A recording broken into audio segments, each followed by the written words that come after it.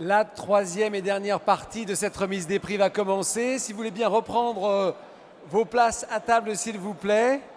On va redémarrer dans quelques secondes. Il reste encore 3 prix à remettre ce soir. Voilà, je vais vous laisser reprendre place. Et je vais appeler le premier intervenant de cette dernière partie. J'appelle sur scène le président du CETO, René-Marc Chicly. Venez me rejoindre. Bienvenue. Je vous laisse commencer. Le public est avec vous. Commence. Le public est avec moi. Merci. Bonsoir à toutes et à tous. Je ne sais pas si vous êtes longtemps avec moi parce que le sujet qu'on m'a donné, c'est quand même un sujet qui est quand même assez particulier. Jean-Pierre s'était gardé le gras, comme le fait toujours la distribution, au passage. Voilà. Mais bon, c'était de vous parler un petit peu de ce qu'on essaye tous de faire, tous ici présents, quel que soit le métier, quoi qu'on fasse, pour aider les destinations qui sont parfois en difficulté, qui ont vécu soit des événements, et très honnêtement, ces événements ont été beaucoup plus marquants sur le marché français que sur d'autres marchés. On a quand même un retard considérable sur beaucoup de destinations qui font défaut. Nicolas Delors en a parlé à la fin pour une certaine destination, y compris le Maghreb. Et on essaye vraiment d'une manière collective, et vous le verrez dans les prochains déplacements qu'on fera ensemble, aussi bien avec Jean-Pierre et l'ensemble des personnes qui veulent nous accompagner, et on les remercie d'avance, d'aider ces destinations, de nous montrer sur ces destinations pour éviter le traumatisme qui se passe sur le marché français vis-à-vis particulièrement du Maghreb, mais ça va très loin, ça va sur d'autres destinations, il y a beaucoup d'amalgames. Et je crois qu'on a un rôle social à faire. On essaye de le faire, on se montre, on est à la disposition des offices du tourisme, des acteurs du tourisme qui viennent en France, que ce soit les ministres ou autres, pour essayer de leur parler de ce marché français qui est quand même plus marqué que les autres marchés. Donc ils ne comprennent pas pourquoi, par exemple en Tunisie, les Anglais, qui ne sont que numéro 3 encore, ont retrouvé leur trafic de 2010. Les Allemands ne sont pas loin de les retrouver. Et nous, aujourd'hui, on est malheureusement encore les premiers, mais on a perdu beaucoup de trafic. Je pense que si on a peur de tout. À ce moment-là, on ne vient même pas ce soir, parce que là, il pourrait se passer des choses, je ne veux pas être dramatique, mais il faut vaincre cette peur, il faut qu'on arrive à convaincre nos clients que cette peur, c'est un moyen de solidarité d'aller dans les destinations, et puis éviter de faire des amalgames, parce que si on commence à faire des amalgames, on peut en faire sur son voisin, surtout. Et puis, notre plaisir, c'est quand même de faire voyager et faire en sorte que nos clients soient ravis. Et ce qui est quand même étonnant, c'est que ceux qui ont le courage d'aller dans ces destinations, aujourd'hui, reviennent absolument ravis. L'accueil a été renforcé. C'est le plaisir de vivre des bons moments, de soleil, de plaisir. Et ça, c'est vraiment quelque chose qu'on retrouve dans le retour de nos clients. Alors, nous, notre tâche au niveau institutionnel, ce sera d'aller sur des voyages. Alors il y a eu des voyages qui ont été préparés, il y a des voyages qui ont été annulés, mais ils ne sont que reportés. Les ambassadeurs nous reçoivent. Je vois parmi beaucoup d'entre vous qui rejoignent aussi les ambassades quand il y a une grande manifestation. Il faut aussi parler de la particularité du marché français. C'est plus difficile de faire voyager des Français que visiblement d'autres marchés, parce qu'ils ne comprennent pas toujours, donc il faut leur expliquer. Et puis on a un rôle vraiment important de relancer ces destinations et d'avoir des plans de relance intelligents. Je pense qu'on se prête trop aux médias. Alors, je sais que c'est un support médiatique, mais on n'est pas obligé de faire toutes les émissions, les pires. Alors, il y a eu un grand débat au CETO en disant est-ce qu'on fait telle et telle émission? Non, il ne faut pas trop parler des destinations. Moi, parfois, on en parle. Plus on risque de retrouver les trafics qu'on a connus, parce que les clients ont la mémoire très courte. Ils nous l'ont prouvé à plusieurs reprises. Et je pense que c'est important qu'on soutienne, beaucoup de médias, y compris la presse touristique, nous soutient sur les destinations. Et il faut faire attention quand on franchit le domaine du public. Et je sais qu'il y a beaucoup d'offices du tourisme ici. Soyez vigilants, n'allez pas dans tous les sens au niveau des médias. Je pense qu'il y a des très belles émissions qui peuvent se faire pour valoriser les destinations. Donc on a tout un plan, on est vraiment fédérés pour ça, et vous l'avez vu et vous le reverrez. En ce qui concerne l'avenir du métier, Jean-Pierre en a parlé, c'est vrai qu'on n'en est qu'au début. Ça nous rassure parce qu'on dit qu'on peut encore exister dans le monde de demain, mais c'est vrai qu'on est au début. Rien qu'aujourd'hui, il y a eu deux grandes positions, une compagnie aérienne qui chamboule d'un seul coup un GDS, de l'autre côté, un groupe Accor qui décide de faire son propre marché face aux OTA. Je pense qu'on va vivre ça tous les mois, toutes les semaines. Il va y avoir des chamboulements parce que tout ça, c'est la suite aussi de difficultés économiques sur pas mal de secteurs, y compris sur les marchés allemands et autres. Donc on va être chamboulé. Je pense que notre valeur ajoutée, c'est vraiment de donner du service, de valoriser la sécurité qu'on donne à nos clients et de valoriser le service. Et plus on valorisera ce service, plus on donnera de la valeur ajoutée. Oui, Jean-Pierre, on va donner de la valeur ajoutée de plus en plus chez les tour opérateurs, particulièrement, surtout quand on voit qu'il y a des grandes marques qui sont revenues au premier plan. Donc on va développer donc, ce service et cette valeur ajoutée de telle façon que vous ayez des produits de haute qualité. Et j'espère que comme ça, on gagnera et on aura des victoires avec vous. Merci. Merci beaucoup, René Marchicli. Merci. Emmanuel. Emmanuel, pour la dernière intervention de la soirée.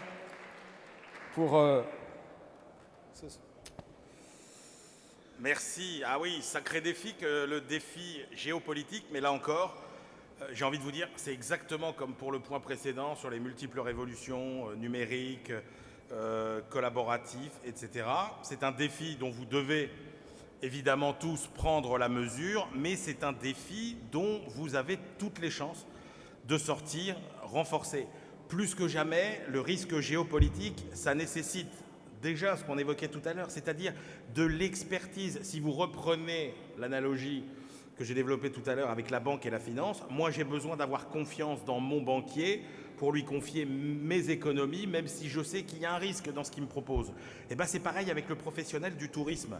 Moi je n'aurais pas confiance. Internet c'est super, mais moi je n'aurais jamais confiance dans ce que je trouve écrit sur Internet pour me dire si je peux aller en toute sécurité vers telle ou telle destination. En revanche, je ferai confiance aux professionnels avec qui j'ai l'habitude de discuter et je placerai chez lui mes vacances, comme encore une fois, je confie mes économies à mon banquier.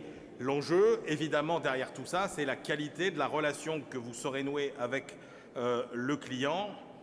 Et là aussi, les nouvelles technologies sont vos alliés là-dessus. Et je ne suis pas tout à fait d'accord avec ce que je viens d'entendre sur le rapport aux médias. Moi, je pense qu'au contraire, vous avez une expertise, il faut la défendre. Venez dans les médias, venez chez nous, venez expliquer pourquoi telle destination ne mérite pas qu'on la rejette à ce point, ou venez nous dire, bah là, il y a telle destination où tout le monde a envie d'aller, et où, attention, il y a peut-être des dangers. Moi, je pense que l'expertise, vous ne perdrez jamais à venir défendre votre expertise. Jamais, ça ne vous desservira, jamais. Et donc, on le dit, l'expertise et la qualité de la relation que vous nouez avec vos clients. Face au risque, alors évidemment, ça a aussi des conséquences. C'est que face à ce risque géopolitique, si jamais il se réalise avant, j'ai envie de dire, le départ, il faudra que vous soyez capable de mettre en face une offre, j'allais dire, de secours. Il faudra être capable de proposer de façon réactive des destinations alternatives.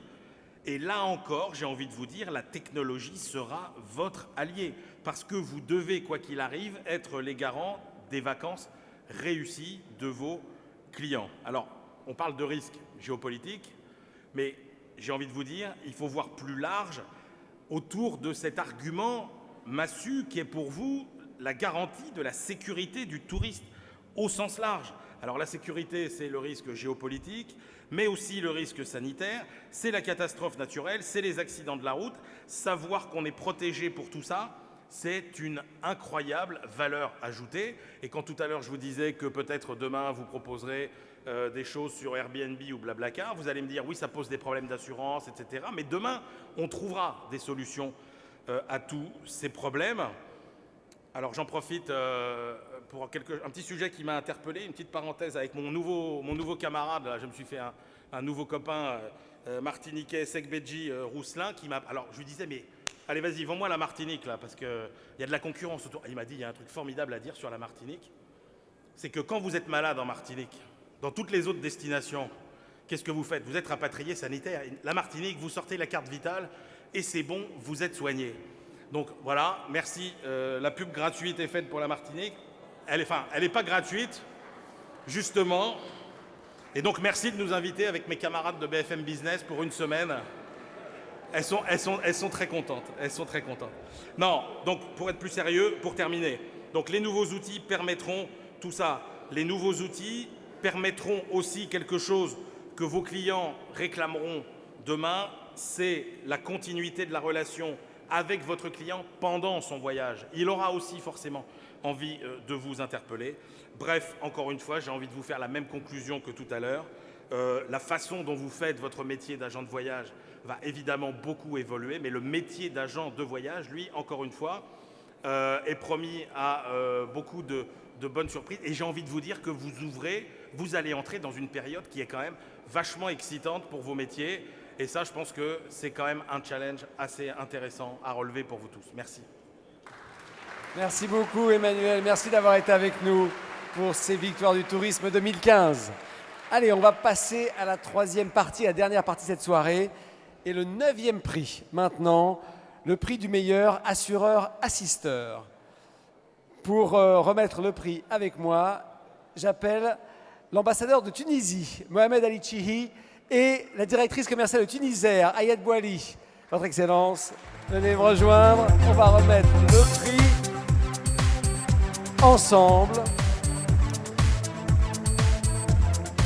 Alors, cas un peu particulier, les remettants jusqu'à présent effectivement sont venus, j'allais dire gentiment, pour le plaisir et pour la beauté du geste. Mais vous le savez, la situation en Tunisie est un peu particulière. Et Monsieur l'ambassadeur de Tunisie voulait vous dire un mot. Monsieur l'ambassadeur, je vous laisse vous approcher du micro. Il m'a dit 2 phrases, mais j'ai envie de leur parler. Monsieur l'ambassadeur, je vous laisse. Merci, merci à tout le monde. C'est vrai que je suis le 2e politique, je crois, sur cette scène. Je ne vais pas abuser de votre temps, surtout qu'on attend le dessert. Juste pour vous dire que si la Tunisie reste l'unique et le dernier espoir du printemps arabe, mais la Tunisie reste un grand défi pour vous aussi, un grand défi pour l'Europe, pour le monde libre.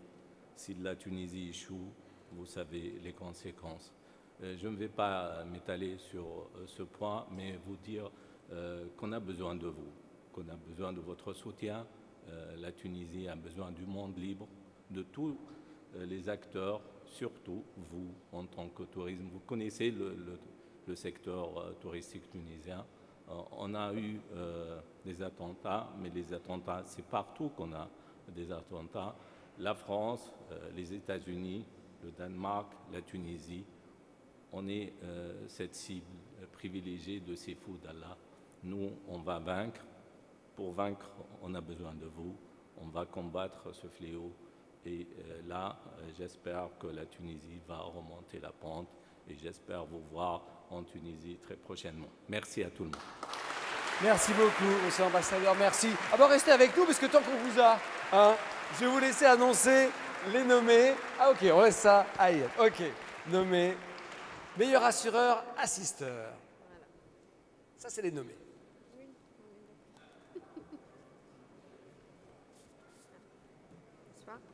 Alors, les meilleurs assureurs nominés sont April, Présence, Mondial Assistance. Voici pour les nommés et voici le lauréat, le gagnant pour cette catégorie.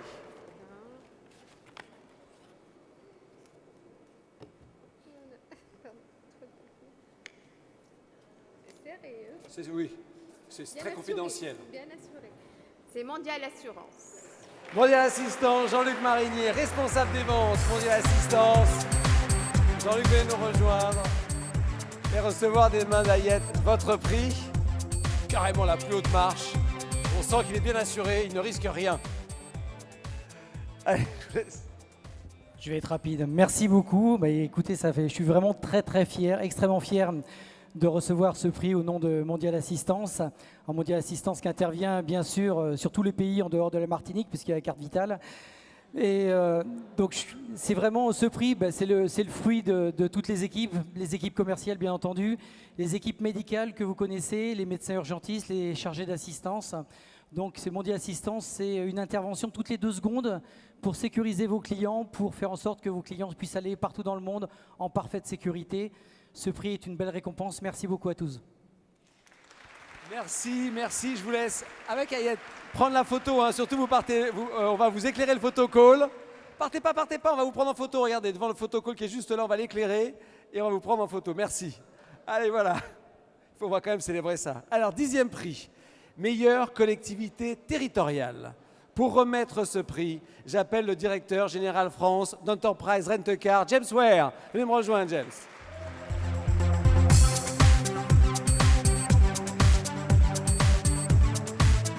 Merci. Merci d'être avec nous. Je vous laisse l'enveloppe blanche avec les nommés pour cette catégorie.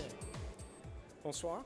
Les nommés pour la catégorie meilleure collectivité territoriale sont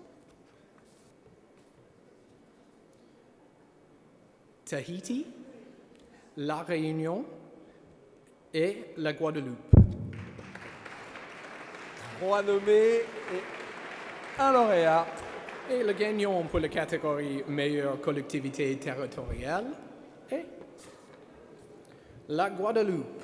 J'appelle sur scène le président du comité du tourisme des îles de Guadeloupe, Hilaire Brudet. Voilà, il arrive. Bonsoir et bienvenue. La Guadeloupe, meilleure collectivité territoriale, victoire du tourisme 2015. Prenez le prix, enfin prenez-le. Et je vous tends le micro. Bonsoir, merci. C'est avec une certaine émotion et surtout une grande fierté que je reçois ce prix dédié au comité du tourisme de la Guadeloupe. C'est une récompense c'est un prix qui récompense des efforts d'une période déjà assez lointaine, 3 ou 4 ans, où le travail a commencé avec une vision partagée, une stratégie nouvelle, notamment avec le comité du tourisme, les professionnels du tourisme et bien évidemment la population guadeloupéenne, parce que nous avons connu quelques difficultés il y a quelques années de ça. Et en cela, aidé massivement par le conseil régional, et que je voulais à cette occasion remercier le président du conseil régional à la table juste devant moi, Victorin Lurel, président du conseil général, député, ancien ministre des Outre-mer, et le remercier pour sa présence aujourd'hui et pour le soutien à cette destination Guadeloupe. Je voulais aussi considérer ce prix et remercier en tout cas tous ceux qui ont voté pour nous et considérer ce prix comme un encouragement à continuer ce travail-là. Et pour un peu de chauvinisme, je dirais que la Guadeloupe, c'est la destination tendance, aussi bien que la Martinique, voire peut-être mieux. Allez, c'est de bonne guerre. Merci beaucoup, Hilaire. James, je vais vous laisser près du photocall. C'était pour ma collègue Karine. On se doute bien, hein, voilà. Allez, je vais vous laisser prendre la photo. Merci, James. Merci à tous les deux. Eh bien, on est déjà au dernier prix de la soirée. Je suis même surpris avec mes fiches, mais c'est bien le dernier prix. 11e prix ce soir. Meilleur office de tourisme étranger. Ah, j'appelle pour m'aider à remettre ce prix le directeur général d'Icelandair, Arnaldur Okur Olafsson. Monsieur, il est là? Oui, il est là. Venez m'aider à remettre le prix. Bienvenue.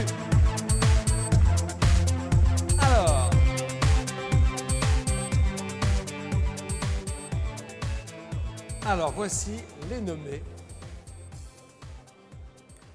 Bonsoir à tous.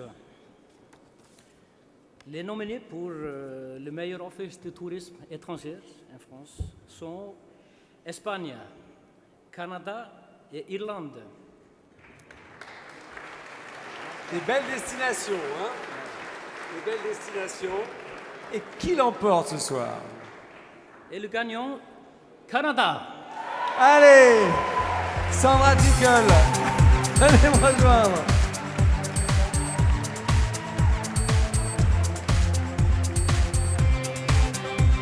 Directrice générale de Destination Canada.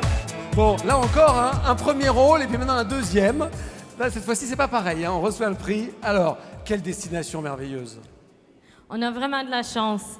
Et ce soir, je tiens vraiment à remercier les éditions La Rivière pour les victoires du tourisme et pour une magnifique soirée. Je tiens à remercier tous les professionnels du tourisme pour tout ce que vous faites pour nous. L'année 2014 a été notre année record, avec plus de 482 000 Français au Canada.